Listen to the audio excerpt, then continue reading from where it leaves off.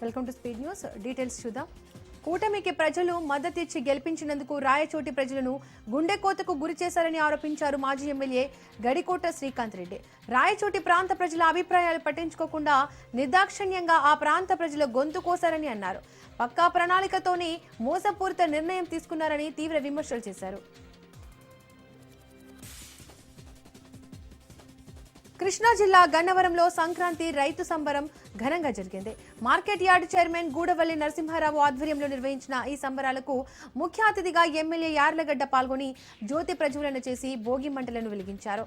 Market యార్డులో మహిళలకు ముగ్గుల పోటీలు, ఆవుల అందాల పోటీలు, బసవన్నలతో సాంస్కృతికం, కోలాట, నృత్య కార్యక్రమాలు అందరినీ ఆకర్షించాయి.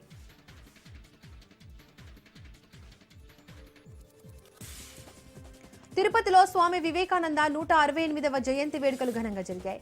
బీజేపీ యువ మోర్చా ఆధ్వర్యంలో యూత్ మారథాన్ నిర్వహించారు. ఎయిర్ బైపాస్ రోడ్డు నుంచి ప్రారంభమైన మారథాన్ మెడికల్ కాలేజ్ వరకు సాగింది. ఈ కార్యక్రమానికి ఎమ్మెల్యే ఆరణి శ్రీనివాసులు, అంతర్జాతీయ టేబుల్ టెన్నిస్ క్రీడాకారిణి నైనా జైస్వాల్, తుడా చైర్మన్ డాలర్స్ దివాకర్ రెడ్డి హాజరయ్యారు. స్వామి వివేకానంద జీవిత చరిత్ర నేటి యువతరానికి ఓ స్ఫూర్తి అని కొనియాడారు.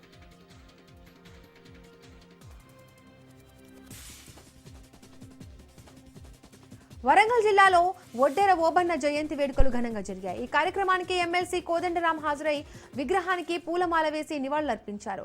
రేనాటి వీరుడు, ప్రముఖ స్వతంత్ర సమరయోధుడు, వడ్డెర జాతి ఆరాధ్య దైవమైన వడ్డే ఓబన్న ధైర్య సాహసాలతో తెల్లదొరల వెన్నులో వణుకు పుట్టించారని కొనియాడారు.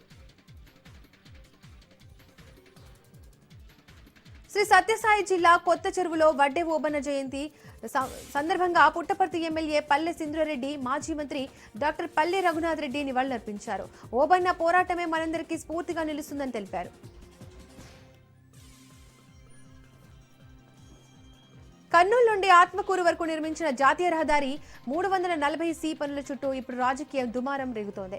నాసిరకం పనులు, నిబంధనల ఉల్లంఘనపై మాజీ ఎమ్మెల్యే లబ్బి వెంకటస్వామి ధ్వజమెత్తారు. ఈ వ్యవహారంపై సిబిఐ విచారణ జరపాలని ఆయన డిమాండ్ చేశారు. కర్నూలు నుండి ఆత్మకూరు మీదుగా విజయవాడ వెళ్తున్న NH 340C పనుల్లో భారీ స్థాయిలో అవకతవకలు జరిగాయని మాజీ ఎమ్మెల్యే లబ్బి వెంకటస్వామి ఆరోపించారు.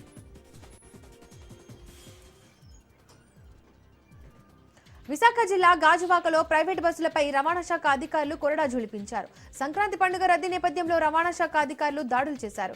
25 ప్రైవేట్ బస్సులు తనిఖీ చేయగా 3 బస్సులపై కేసు నమోదు చేశారు. ఇవాటి నుంచి 10 రోజులు తనిఖీలు నిర్వహిస్తామని ఎంవే ఇన్స్పెక్టర్ మునీషా తెలిపారు. పటాన్చెరు నియోజకవర్గం కృష్ణారెడ్డిపేటను జీహెచ్ఎంసీ డివిజన్ గా ఏర్పాటు చేయాలని రీలే నిరాహార దీక్షలు చేపట్టారు. అమీన్పూర్ మండలంలోని 8 గ్రామ పంచాయతీల్లో సుమారు 80,000 జనాభా ఉన్న దృష్ట్యా కృష్ణారెడ్డిపేటను జీహెచ్ఎంసీ డివిజన్ గా చేయాలని డిమాండ్ చేస్తున్నారు. దీక్షకు MLA Gudem Mahipal Reddy, BJP, BRS నేతలు మద్దతు తెలిపారు.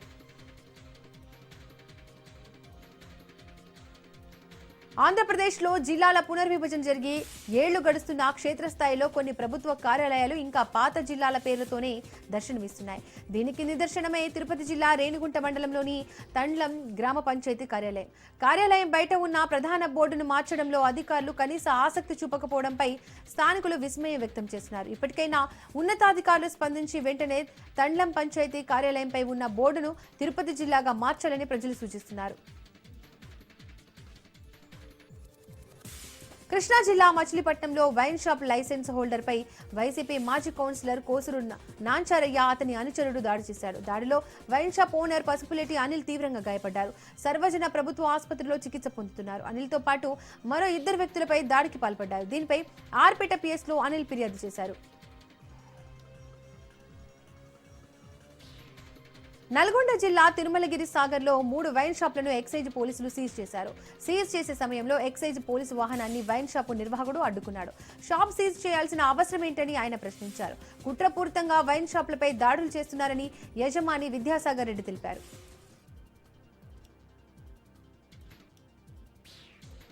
PSLV C-62 రాకెట్ ను శ్రీహరికోటలోని మొదటి ప్రయోగ వేదిక నుంచి ప్రయోగించడానికి శాస్త్రవేత్తలు సర్వం సిద్ధం చేశారు. ఈ ప్రయోగం ఈ నెల 12న ఉదయం 10:19 కౌంట్ డౌన్ మొదలు కానుంది. 22 గంటల కౌంట్ డౌన్ అనంతరం నింగిలోకి దూసుకెళ్లనుంది PSLV C-62 రాకెట్. భారత అంతరిక్ష పరిశోధన సంస్థ చరిత్రలో మరో స్వర్ణ అధ్యాయం ప్రారంభం కానుంది. న్యూ స్పేస్ ఇండియా లిమిటెడ్ ఆధ్వర్యంలో నిర్వహిస్తున్న 9వ అంకిత వాణిజ్య అంతరిక్ష యాత్రగా PSLV C62 EOS N1 machine సిద్ధమైంది. సంక్రాంతి పండుగ అంటేనే తెలుగు రాష్ట్రాల్లో ప్రత్యేకమైన సందడి కనిపిస్తోంది. ప్రతి ఇంట్లో గొబ్బెమ్మలు, హరిదాసుల కీర్తనలు, పిండి వంటల సువాసనలతో గ్రామాలు, పట్టణాలు ఉత్సవ వాతావరణంతో కలకలలాడతాయి. కరీంనగర్ జిల్లా హుజరాబాద్ లో పిండి వంటలతో బిజీగా ఉన్నారు. పిండి వంటలకు ఆఫర్లు ప్రకటించి డోర్ డెలివరీ కూడా చేస్తున్నారు వ్యాపారులు.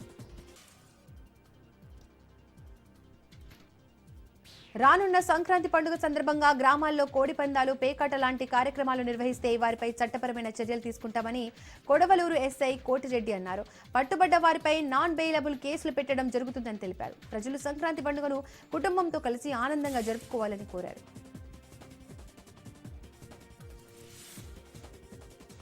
గాలిపటం ఎగురవేస్తూ విద్యుత్ షాకు గురైంది బాలిక.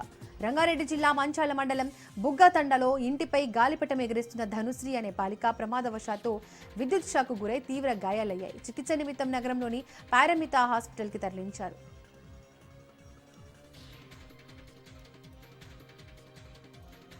కరీంనగర్ జిల్లాలో ఇసుక లారీలు బీభత్సం సృష్టిస్తున్నాయి. వీణవంక మండలం రెడ్డిపల్లి గ్రామ సమీపంలో ఇసుక లోడుతూ వెళ్తున్న లారీ బోల్తా పడింది. లారీ డ్రైవర్ ప్రాణాలతో బయటపడ్డాడు. నిత్యం ఇసుక లారీల నుంచి వందలాది లారీలు పోతుండటంతో సమీప గ్రామస్తులు దుమ్ము ధూళికి అనారోగ్యం పాలవడమే కాకుండా ప్రమాదాల బారిన పడుతున్నారు. ఖమ్మం జిల్లాలో రోడ్డు ప్రమాదం జరిగింది. ఆగి ఉన్న టాటా ఇంట్రా వ్యాన్ ను ప్రైవేట్ ట్రావెల్స్ బస్సు ఢీకొట్టింది. ఈ ప్రమాదంలో బస్సులోని ప్రయాణికులు క్షేమంగా బయటపడ్డారు. డ్రైవర్ నిర్లక్ష్యం కారణంగానే ఈ ప్రమాదం జరిగిందని స్థానికులు తెలుపుతున్నారు. తిరుమల శ్రీ వెంకటేశ్వర స్వామి వారిని పలువురు ప్రముఖులు దర్శించుకున్నారు. ఇవాళ ఉదయం VIP విరామ సమయంలో MP Vemireddy Prabhakar Reddy, CRPF DG Gyanendra Pratap Singh, Kodali Nani, నటి అరుణ, ఛత్తీస్గఢ్ మంత్రి కేదార్నాథ్ కస్వాప్ తదితరులు వేరువేరుగా స్వామివారిని దర్శించుకున్నారు. దర్శనానంతరం రంగనాయకుల మండపంలో వేద పండితులు వేద ఆశీర్వచనం అందించగా ఆలయ అధికారులు పట్టు వస్త్రంతో సత్కరించి శ్రీవారి తీర్థ ప్రసాదాలు అందజేశారు. శ్రీ సత్యసాయి జిల్లా కదిరిలో ఓబన్న జయంతి వేడుకలు ఘనంగా జరిగాయి.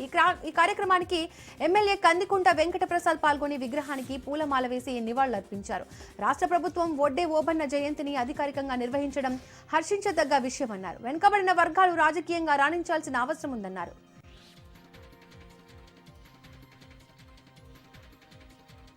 ఈ నెల చివరి వారంలో జరగనున్న మేడారం సమ్మక్క సారక్క జాతర కంటే ముందు వేములవాడలో దర్శనం చేసుకునే భక్తులకు అన్ని ఏర్పాట్లు చేసినట్టు ఆలయ ఈవో రమాదేవి తెలిపారు. ఆదివారం కావడంతో వేములవాడకు భక్తులు పోటెత్తారు. వేములవాడ రాజన్న ఆలయ విస్తరణ పనుల్లో భాగంగా భక్తుల ఆర్జిత సేవలు, దర్శనాలు అనుబంధ ఆలయమైన భీమేశ్వర స్వామి ఆలయంలో జరుగుతున్నాయని, జనరేటర్ రూమ్ నుండి 3 లైన్లు ఏర్పాటు చేసి భక్తులకు సకల సౌకర్యాలు ఏర్పాటు చేసినట్టు తెలిపారు. నిర్మల్ జిల్లా కేంద్రంలోని బాగులవాడ శ్రీ రామాలయంలో ధనుర్మాస ఉత్సవాలు ఘనంగా జరిగాయి. అందులో భాగంగా 108 ఆండాల ప్రసాద కార్యక్రమాన్ని చేపట్టారు. ఈ సందర్భంగా ఆలయంలో అర్చకులు ప్రత్యేక పూజలు నిర్వహించారు. ఈ ఉత్సవాల్లో పాల్గొనేందుకు భక్తులు ఉదయం నుండి ఆలయానికి చేరుకుని స్వామివారిని దర్శించుకున్నారు. అనంతరం ప్రత్యేక పూజలు చేసి తమ మొక్కులు చెల్లించుకున్నారు. నంద్యాల జిల్లా ఆత్మకూరు సమీపంలోని నల్లమల్ల అరణ్యంలో వెలిసిన ఏకైక సరస్వతి క్షేత్రం కొలను భారతి ఆలయం వసంత పంచమి వేడుకలకు సిద్ధమవుతోంది.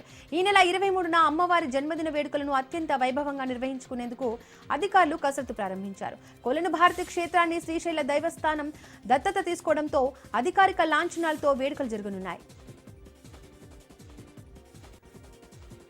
తిరుపతి శ్రీశక్తి పీఠం ఆధ్వర్యంలో దశసహస్ర సువాసిని పూజ నిర్వహించారు. తిరుపతి వేదికగా జనవరి 6న 10,000 మంది మహిళలతో ఒకేసారి దీపాలను వెలిగించడంతో Guinness world record సాధించామని Ramyananda Bharati స్వామి అన్నారు. గిన్నిస్ రికార్డు రావడం సంతోషంగా ఉందన్నారు. గిన్నిస్ వరల్డ్ రికార్డు మహిళలందరికీ అంకితం చేస్తున్నామని తెలిపారు.